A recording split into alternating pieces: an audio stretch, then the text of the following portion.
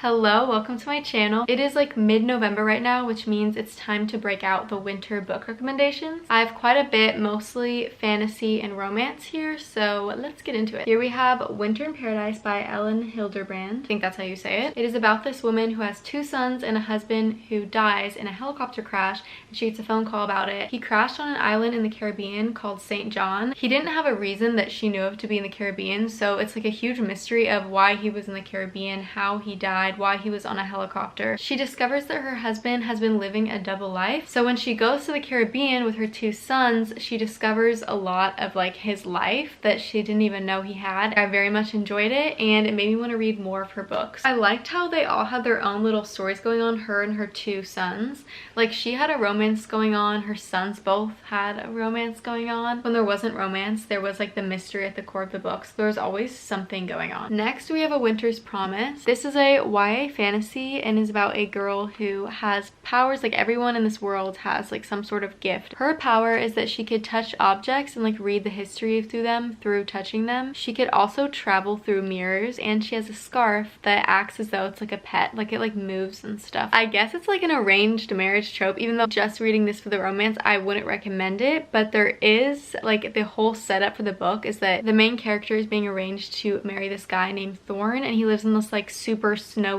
cold, and like kind of a lot more violent place than she lives. She goes from this nice quiet life of like reading objects to this really harsh cold place where people are really mean and it's very confusing politically. Like there's a lot going on. It is enemies to lovers. It is the slowest burn that I have maybe ever read. Maybe not the slowest, but like one of them. It's very slow burn. This is a series. I have read this one and the second one. It takes like kind of a long time to get into. I do feel like this is kind of one of the like ultimate escape books. Like it feels like kind of comforting being in the world of this book. This is a enemies to lovers ice skating romance. She is best friends with his sister, but he's kind of teased her for her whole life, so she really doesn't like him. He ends up needing a partner, so he asks her and he really wants her to be his partner. She begrudgingly agrees, and then they end up working together a lot. This book really is one of my favorite romances ever. It just blew my mind when I read it because it's very slow burn, but it never felt boring. It always felt like there was something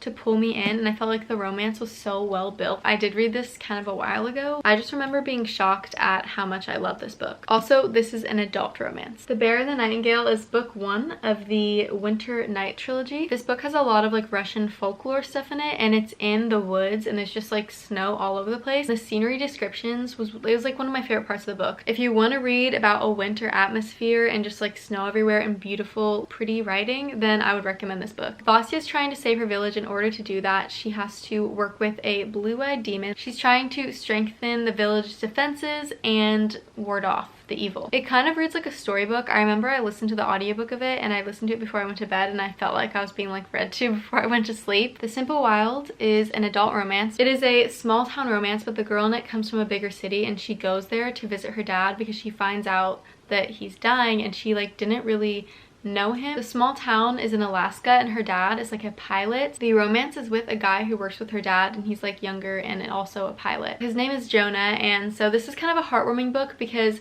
she goes there and she becomes closer with her dad. She also has like an enemies to lovers sort of thing with Jonah. It has like all the little things that are in a small town romance. I feel like it's definitely one of those that is like more not sad but like heartfelt. It is like a little bit sad, but it just more so feels like heartfelt. He's definitely a grumpy MMC if you like that. My next recommendation is You Deserve Each Other. This is a second chance romance. It is between a couple that is engaged to be married. In the beginning, the girl in this, Naomi, she's talking about how they're getting married soon and she's trying to find a way to stop that from happening, but she doesn't want to be the one to break it off because then all of their like family and friends and stuff will look at her as the bad guy, so she wants him to break it off. Both of them are trying to get a rise out of the other one somehow, and they're both like doing things that annoy the other person. She has been one of the funniest characters for me to like be inside of the head of. They're so immature and so flawed as characters sometimes. Like they have their moments where they're just human, like they feel human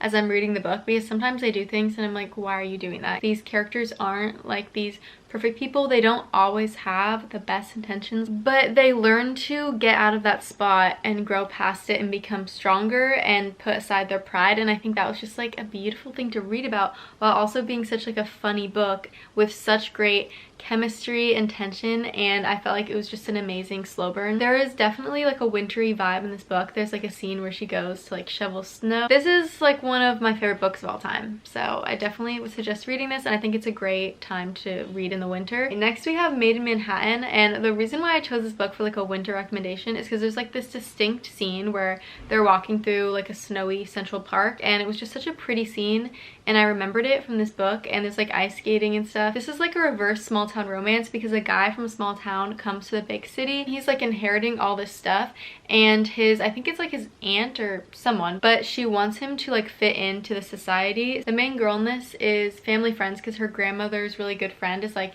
the person who's trying to get him to like fit into society to inherit all this money. The girl in this is asked to help with him like getting fit into society and stuff, so she like helps him with clothing and apartment hunting and like all these different things. She is more of a type of personality where he is definitely more relaxed, and I feel like it's a really entertaining and fun to read romance. There's also such good tension in this book. Curse of the Wolf King. This is a Beauty and the Beast retelling. This is a fantasy world, but it's set like it takes place in like a long time ago. The main girl in it, she doesn't want to have to like get married or anything because she's had like bad experiences in love, and she just doesn't want to open herself up like that again. So she needs to get a job so that she could live and support herself. So she goes to this job opportunity interview, but it's not actually a job interview. She actually gets kidnapped and she becomes a hostage by the Wolf King. Then there is a enemies to lovers romance. This is just like a really cute, fluffy book to read. There's a cute romance. I feel like the message in it and like her opening up to someone is also really cute, and like he's kind of the same way. It wasn't really heavy on the world building, so I feel like it would be a nice one to read if you really like romance but you haven't read a lot of fantasy but you want to give it a try. I want to read some other books in the series too because I know there's like more variations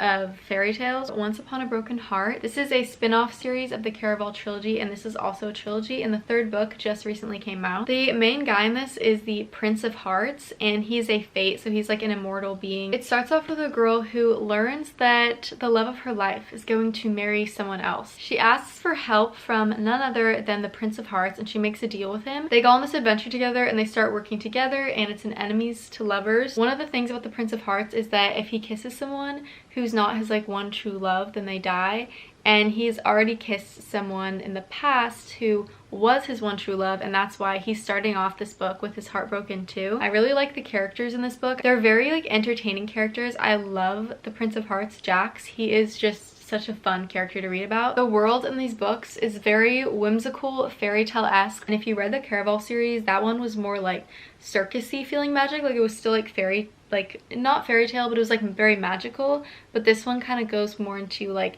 completely immersing into the fantasy world, and it gets a little bit more like fairy tale-y. I love this book so much. I love the second one even more, and I'm about to read actually my next read is going to be the third one, and I'm so excited. That concludes my winter book recommendations. Thank you so much for watching. Make sure to like this video if you liked it, and subscribe to my channel if you want to see more of my videos. All of my social medias will be in the description, and I will see you in the next one.